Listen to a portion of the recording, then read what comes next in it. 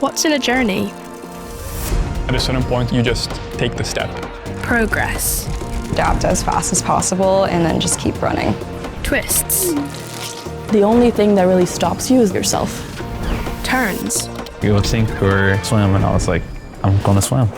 Resilience as acceleration. Your first career. The trajectory of a lifetime. If you would have told me half a year ago I would be sitting here today, I probably wouldn't have believed in. If my Uber journey was a shape, it would be a scribble. It would be an arrow. Would be some type of zigzag. It would be a dodecagon.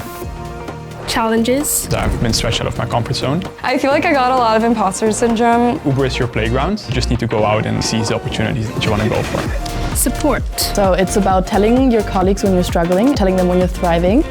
World moving. Everything you do in your daily job actually affects people out there.